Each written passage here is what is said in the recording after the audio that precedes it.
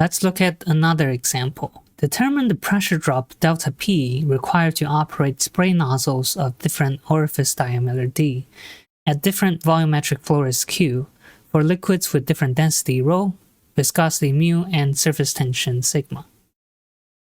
If we don't know anything about the physical situation, what we can do is to do a dimensional analysis and propose an equation purely on the dimensional grounds. So what we need to do is first to analyze the dimensions of all the variables. So here delta P has a pressure unit. Pressure is force per unit area, and force is mass times acceleration. And so this gives us mass as a dimension of mass times acceleration, which is length per time cube, divided by a, which is L squared, so L minus 2. So this simplifies to m L minus 1 T minus 2. Orifice diameter d has a length dimension. The volumetric flow rate Q is the volume per unit time. So this is L to the third, T to the minus 1. Density is mass per volume. This is m L minus 3. Viscosity has a unit of Pascal per second. And so Pascal is a pressure unit. So we can just copy this. M L minus 1 T minus 2 times second, which is time. So this simplifies to T to the power of minus 1. And finally, surface tension. Surface tension is force per unit length. And force is MA. And so this gives us M, L, T minus 2, and then divided by length. So L minus 1. So the length cancels out, leaving us with M, T minus 2.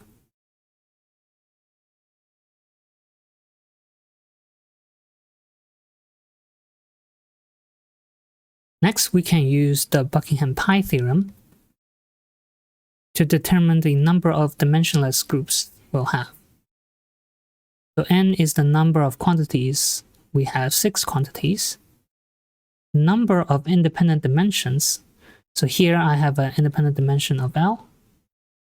We have m, so I can choose this as the independent dimension ml minus 3. And the independent dimension of t, so this is can also be my independent dimension. So P, rho, and sigma can all be rewritten in terms of d, q, and rho. So m is equal to 3. And n minus m, which is 3, is the number of dimensionless groups we'll have. To construct an equation, we will invoke the dimensional homogeneity such that we can have delta P should be proportional to all other variables raised to some arbitrary power on each of them. QB, rho C, mu D, sigma E. And I can substitute all the dimensions into that equation. So I have m L minus 1 T minus 2 is proportional to L to the A, L3 T minus 1 to the B, ML minus 3 to the C, ML minus 1 T minus 1 to the D, and MT minus 2E. You can already see how tedious this is with the system of equation approach. We can group by the variables M, L, and T. So n on the left side is 1, on the right side is C, D, plus E. For L on the left hand side is minus 1, the right hand side is A plus 3B, then minus 3, C, minus D, and that's it.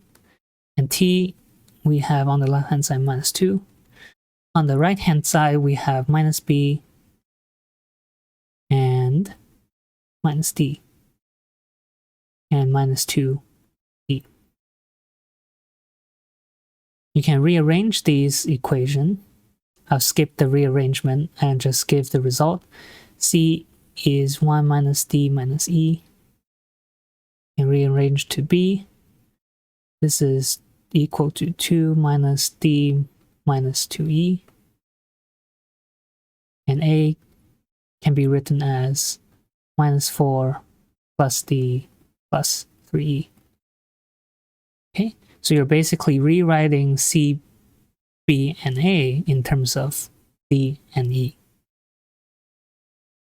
So now I can group all of these, so substitute these back into the original equation.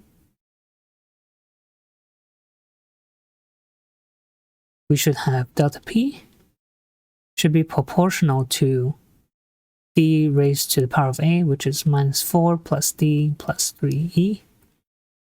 Q to the power of b, which is 2 minus d minus 2e. Rho to the power of c, which is 1 minus d minus e.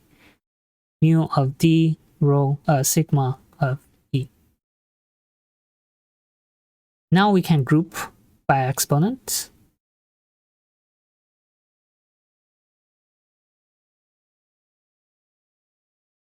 And the exponents should either have a constant, a d, or a e.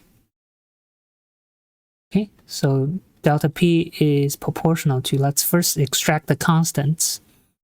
Constants are d minus 4, q to the second, rho, and that's it. Now let's extract d, the power d. So d raised to the power of 1, q the power of minus 1, rho the power of minus 1, raised to the power of d, and mu to the power of d. Then we can look at the power of e. We have d to the third, q to the minus 2, rho to the minus 1, and sigma to the first power of e. We can rearrange the constants to the left-hand side, so we have delta p times d to the fourth divided by q to the second times rho. Raised to some arbitrary power, say a, should be proportional to d mu divided by q rho raised to some power, and then d to the third sigma divided by q to the second rho raised to power of e. And indeed, these are the dimensionless groups that we are interested in. And this is the equation that relates the pressure drop to all other variables. And now when we do experiments, what we can do is to plot on the x-axis the dimensionless groups, delta p d to the fourth, q to the second rho raised to some power. On the y-axis, we plot d mu divided by q rho raised to the power of d. And we can do some experiments at different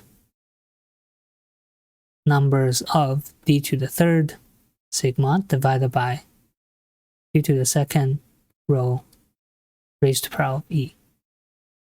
And this reduces the number of work to, let's say for each of these we'll have 3 points. Then originally we have 6 variables. Now we are reducing it to 3 dimensionless groups. Now using systems of equations is a little challenging, so let's also look at solving this with standing variables. So we can choose the standing variables first, starting from the base dimension, which is L. We see that this is a lone L here, so we'll use D as the standing variable for dimension length. Now we need standing variable for t. It seems that q is the only one that's pretty clean with t, that only relates to L, so I'll use that as the standing variable for t. And I'll use rho as the standing variable for m, because it only relates to L, where all other variables is pretty messy. I could also use sigma as t, but this just keeps things simple in this choice. So what I can do now is to first non-dimensionalize delta p.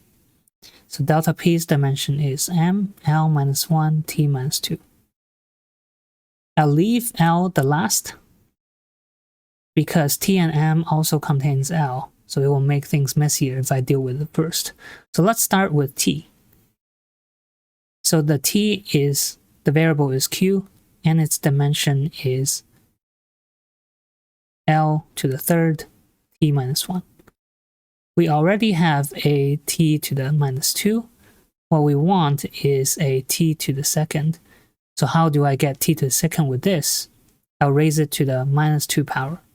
I'll raise q to the minus 2. So this cancels out with this. Then I can deal with m. The standing variable is rho, has a dimension of m, L minus 3. Here I have an m. What I want is an m minus 1 to cancel that out. So I can raise this to the power of minus 1. This cancels with this. Finally, I can deal with L. Here I have a L minus 1 times L minus 6 times L to the third. This gives me L to the minus 4. So what I really want is a L to the fourth that cancels this out. So the standing variable for L is d. I'll raise that to the power of fourth. So this cancels all the L's. Now we have arrived at the first dimensionless group. It's delta p, d to the fourth, divided by q to the second, rho to the first. And we can raise that to some arbitrary power a. Next, let's deal with mu. Mu has a dimension of m, L minus 1, t minus 1. Again, we deal with L last, so let's look at t. Okay, so q, L to the third, t to the minus 1. What should the exponent be? Already having a t minus 1, so I want a t to the first. How do I get that? I'll raise that to the power of minus 1. Okay, so this cancels out. Now I can look at mass. Standing variable is rho, so m, L minus 3. I already have an m to the first, so I want an m to the minus 1. So I raise this to the power of minus 1. So this cancels out. And finally, for L, I have L to the minus 1 times L to the minus 3 times L to the third. These cancels out, leaving me with L to the minus 1. So to cancel this out, I'll use the standing variable d, L, and raise it to the power of first. So this cancels out. So the second dimensionless group is mu d divided by q rho, and raised to the power of some arbitrary number b.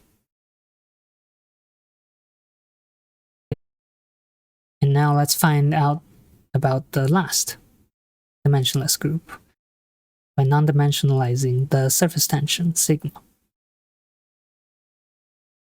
So this is slightly simpler. So I have, let's say I want to get rid of t, so I use q as the standing variable and L to the third, t minus 1. I already have a t minus 2, so I want is t to the second. So I can achieve that by multiplying, raise this to the power of minus 2. So this cancels out. Next, I'll deal with m. M standing variable is rho, m to the minus L minus 3. I already have an m to the first power. What I want is an m to the minus 1 power. So I raise this to the minus 1 power. So this cancels out. Okay, so this, we don't have any dimension here. However, we have introduced L here.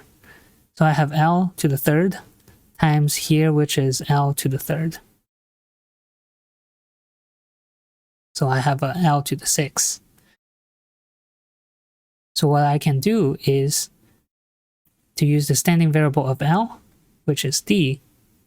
What I want is something that's L raised to the power of minus 6. I'll just raise that to the power of minus 6. And so we got our last dimensionless group, which is sigma divided by q to the second rho d to the 6 raised to some arbitrary power. Now we can deal with the last dimensionless group by non-dimensionalizing sigma, the surface tension. So we have mt minus 2.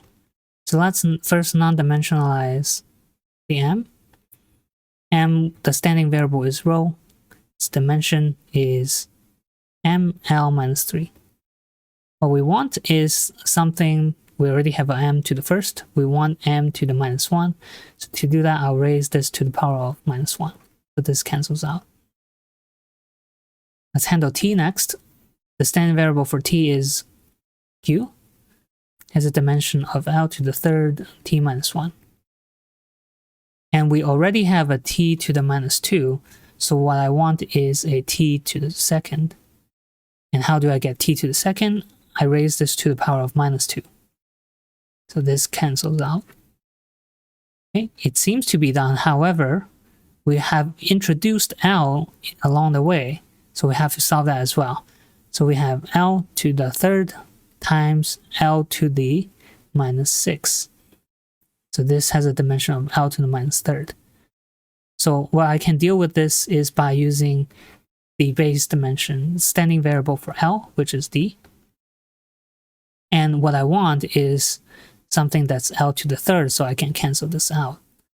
So I'll just raise this to the power of third, so this cancels out.